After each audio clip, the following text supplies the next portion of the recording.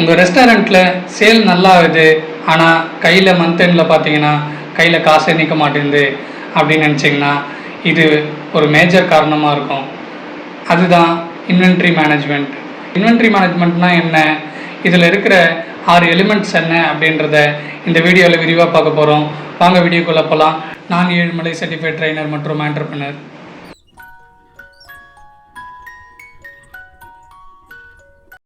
இப்போது இன்வென்ட்ரி மேனேஜ்மெண்ட்னா என்னன்னு பார்ப்போம்.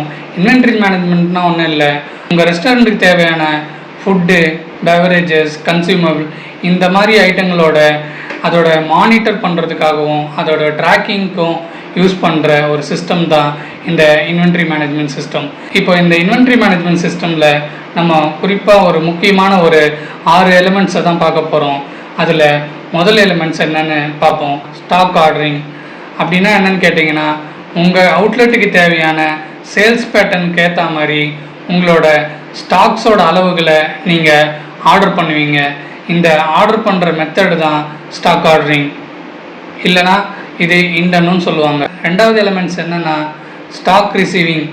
இப்போது உங்கள் அவுட்லெட்டுக்கு தேவையான ஸ்டாக்கை நீங்கள் ஆர்டர் போட்டதுக்கப்புறமா அது நீங்கள் ரிசீவ் பண்ணுறதுக்கு உங்கள் கையில் வரும்போது நீங்கள் அந்த ஸ்டாக்ஸை எந்த மாதிரி பேராமீட்டர்ஸ்லாம் செக் பண்ணி அதை நீங்கள் ரிசீவ் பண்ணுறீங்கன்றது தான் இந்த ரிசீவிங் ஆர்டரில் வந்து இருக்கும்.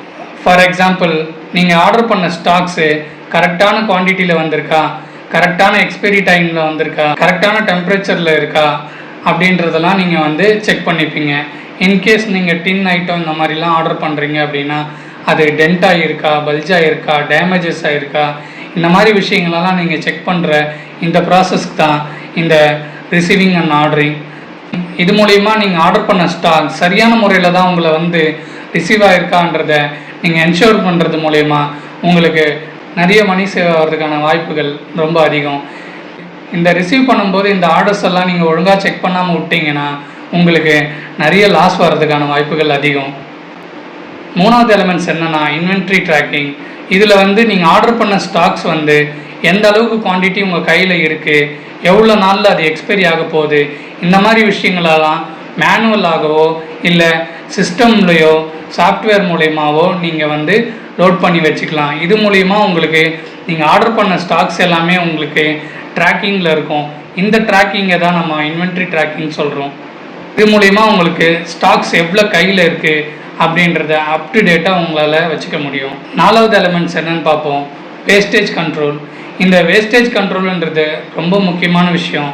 இப்போது நீங்கள் அவுட்லெட்ஸில் வந்து உங்களுக்கு எந்த டைமில் என்ன பொருளுக்கு டிமாண்ட் அதிகமாக இருக்குது அப்படின்றத இந்த இன்வென்ட்ரி ட்ராக்கிங் மூலிமா உங்களுக்கு ஈஸியாக ஃபைண்ட் அவுட் பண்ண முடியும். அவுட்லெட்டுக்கு தேவையான ஆர்டர்ஸ் எல்லாம் நீங்கள் போடுவீங்க.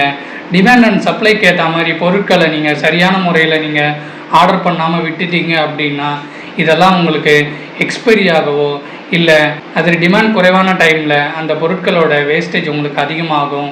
அது இல்லாமல் ஒரு முக்கியமான ஒரு விஷயத்தை நீங்கள் ஃபாலோ பண்ணலை அப்படின்னா கண்டிப்பாக வேஸ்டேஜ் ஆகும். அதுக்கு பேர் தான் ஃபிஃபோ. ஃபிஃபோனா ஒன்றும் இல்லை, ஃபஸ்ட் இன் ஃபஸ்ட் அவுட். நீங்கள் ஸ்டாக் ரிசீவ் பண்ணும்போது முதல்ல ஆர்டர் பண்ண ஐட்டங்களை முதல்ல கன்சியூம் பண்ணணும், இரண்டாவது ஆர்டர் பண்ணதை இரண்டாவதாக கன்சியூம் பண்ணணும். இந்த மாதிரி நீங்கள் ஃபாலோ பண்ணிங்கன்னா தான் உங்களுக்கு வேஸ்டேஜ் முற்றிலுமாக குறையும். இது மூலிமா உங்களுக்கு ஃபுட் காஸ்ட்டோட வேல்யூ குறைவாகும். அஞ்சாவது எலிமெண்ட்ஸ் என்னன்னு பார்க்க போகிறோம். Cost control. இப்போ உங்ககிட்ட உங்கள் அவுட்லெட்டோட பொருட்கள்லாம் எந்தெந்த டைமில் எந்த மாதிரி சேல் ஆகுது அதுக்கான வழிமுறைகள் எல்லாம் ஓரளவுக்கு உங்களுக்கு இந்த இன்வென்ட்ரி ட்ராக்கிங் மூலயமா தெரிஞ்சிருக்கும். இதனால் உங்கள் பொருளை கொடுக்கக்கூடிய சப்ளையர்கிட்ட நீங்கள் பல்க் பர்ச்சேஸ் பண்ணி இது மூலயமா உங்களோட ப்ரைஸை நெகோஷியபிள் பண்ண முடியும். இந்த ப்ரைஸை நீங்கள் நெகோஷியபிள் பண்ணுறதுனால இதெல்லாம் உங்களுக்கு ஒரு ஆடட் அட்வான்டேஜ் ஆகி உங்களோட ஃபுட் காஸ்ட்டில் டைரெக்டாக போயிட்டு இம்பேக்ட் பண்ணி உங்கள் ஃபுட் காஸ்ட்டை ரெடியூஸ் பண்ணுறதுக்கான வாய்ப்புகள் ரொம்ப அதிகம். அடுத்தது ரொம்ப முக்கியமான விஷயமான 6வது எலிமெண்ட்ஸ் என்னன்னு பார்க்க போகிறோம். Reports and analysis. அப்படின்னா என்னன்னு கேட்டிங்கன்னா, உங்கள் அவுட்லெட்டோட இன் அண்ட் அவுட் வர ஸ்டாக்ஸோட சேல்ஸு, டிமாண்ட்ஸு இந்த மாதிரி எல்லா விஷயங்களும் உங்களுக்கு தெரிஞ்சிருக்கு.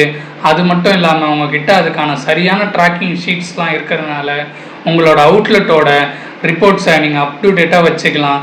அதாவது உங்கள் சேல்ஸ் எவ்வளோ ஆகுது, இதுக்கான பொருள் ஆர்டர் பண்ணுறோம், இந்த வேல்யூக்கான ஸ்டாக்ஸை தான் நம்ம இந்த 1 மந்த்துக்கு பண்ண போகிறோம் அப்படின்ற உங்கள் அவுட்லெட்டோட சேல்ஸை ஃபோர்காஸ்டிங் பண்ணுறதுக்கும் அதுக்கேற்ற மாதிரி உங்களோட இண்டென்ஸ் எல்லாம் சரியான அளவில் நீங்கள் போடுறதுக்கும் சரியான அளவில் ஒரு 10 to 15% பஃபர் வச்சு நீங்கள் செய்கிறதுக்கும் உங்களுக்கு இது மிகப்பெரிய உதவியாக இருக்கும்.